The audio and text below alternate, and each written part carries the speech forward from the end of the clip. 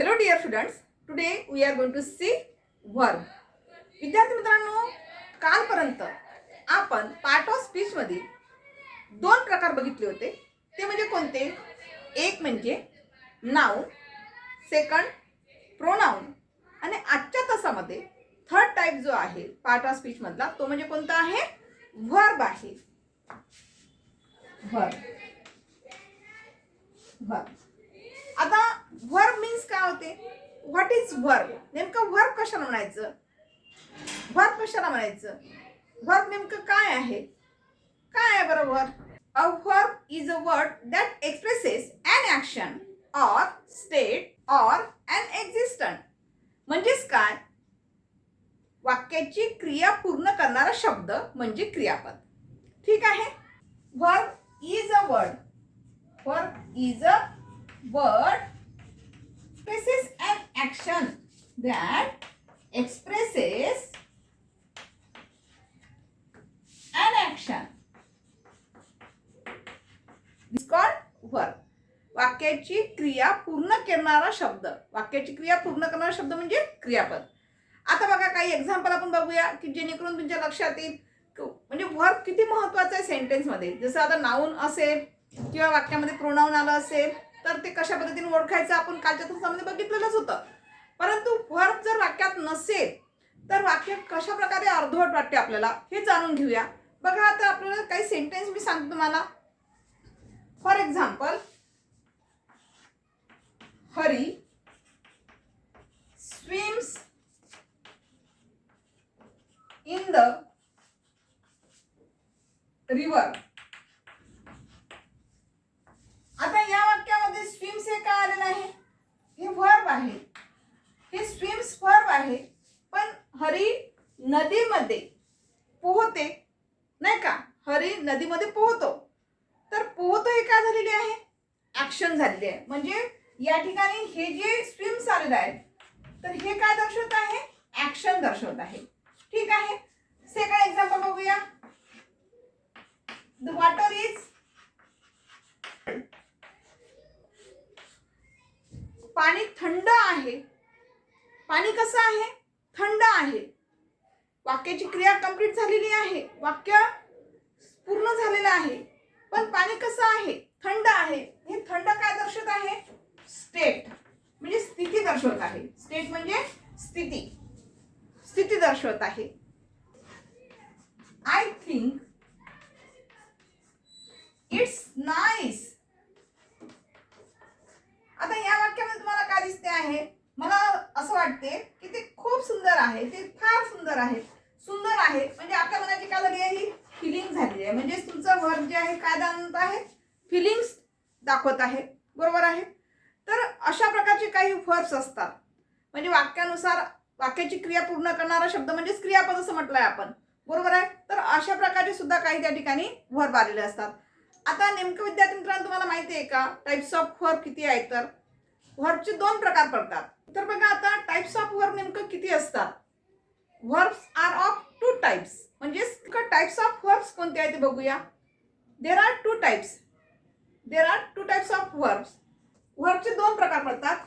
Main verb आणि helping verb. Main verb आणि helping verbs. Helping verbs. Main वर्बची पुन्हा टू टाइप्स पडतात. कोणते टू टाइप्स पडतात? ट्रान्झिटिव्ह वर्ब आणि इनट्रान्झिटिव्ह वर्ब. हेल्पिंग वर्बचे पुन्हा टू टाइप्स पडतात. Primary verbs and modal verbs. ठीक आहे. तर पुन्हा प्रायमरी वर्ब्सचे पुन्हा थ्री टाइप्स पडतात. तर पुन्हा थ्री टाइप्स कोणते पडतात? To be's form, to do's form, to yes form. आता टू बीज फॉर्म कोणते असेल बरं? Am, is, are, was, were. To do's form कोणते असेल बरं? Do, does, did. आणि टू हॅज फॉर्म कोणते? हॅव, हॅज आणि हॅड. आता हेल्पिंग वर्ब्स मधलं जे काही मॉडल टाइप्स आहे ते मॉडल्स कोणकोणते असतात याच्या अगोदर सुद्धा आपल्या व्हिडिओमध्ये झालेले आहे. ते मॉडल सहायकारी क्रियापदे कोणती वर्ब्स आहेत ती बघूया. Shawl, will, should, would, can, कुड, मे, माइट, मस्ट, ऑट टू, नीड टू. ही सर्व काय आहे बरं? सर्व काय आहे? तर मॉडल ऑक्झिलरीज आहेत.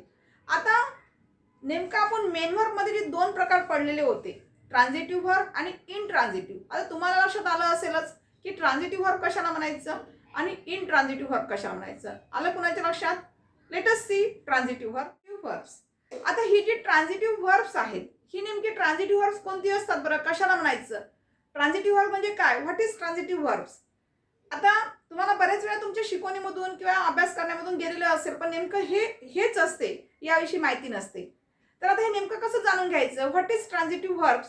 ट्रान्झिटिव्ह verbs are those which take an object, that is their action is transferred over to the object.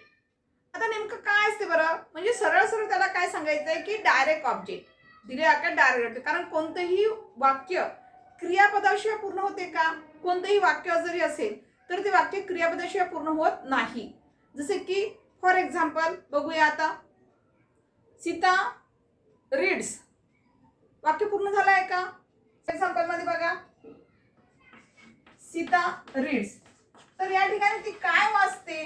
वाक्य पूर्ण झालं आहे का? सीता रीड्स फक्त वाचते, पण काय वाचते? वाक्य पूर्ण झालं आहे का? नाही. इथे जरी वर्ब आलं असेल तरी त्याला कशाची गरज असते? वाक्य पूर्ण होण्यासाठी ऑब्जेक्टची गरज असते, ज्याच्यामुळे वाक्य पूर्ण होऊन आलेलं आहे, वाक्याचा अर्थ पूर्ण लागतो आहे, डायरेक्ट ऑब्जेक्ट मिळते आहे.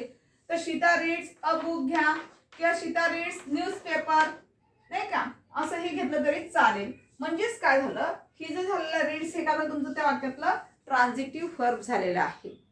काही अशी क्रियापद असतात की ज्याला ऑब्जेक्टची गरज नसते, it's called to इनट्रान्झिटिव्ह verb.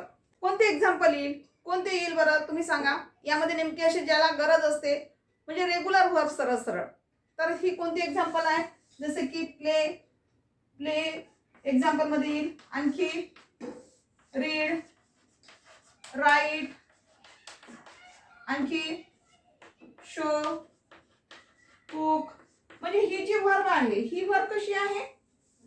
ट्रान्झिटिव्ह verb मध्ये आलेली आहे. याला ऑब्जेक्टची गरज असते म्हणून it's called to transitive verb. आता इन ट्रान्झिटिव्ह वर्ब बघा कोणती असतात?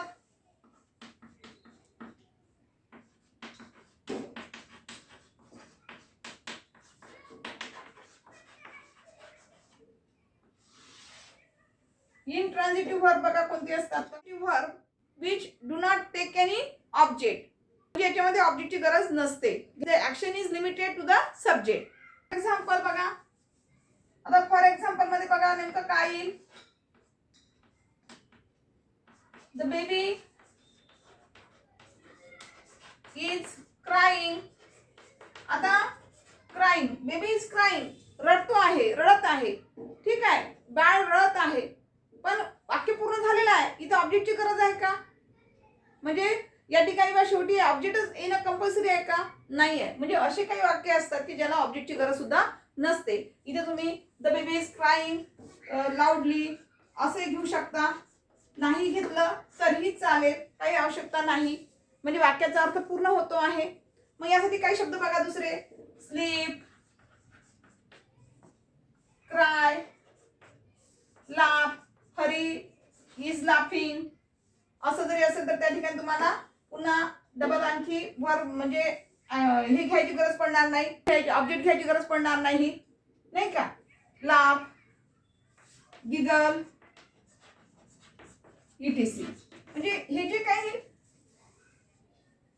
काही ट्रान्झिटिव्ह वर्ब आहेत, या ट्रान्झिटिव्ह वर्बला ऑब्जेक्टची गरज नसते. तर विद्यार्थी मित्रांनो, आजच्या तासामध्ये आपण वर्ब म्हणजे नेमकं काय असते, त्याचे टाइप्स ऑफ वर्ब बघितलेले आपण. त्याचबरोबर ते टाइप्स ऑफ वर्ब मध्ये ट्रान्झिटिव्ह वर्ब आणि इनट्रान्झिटिव्ह जे मेन वर्ब मध्ये येतात त्याची माहिती आज बघितलेली आहे. In the next video we will see the remaining portion of this topic. Thank you.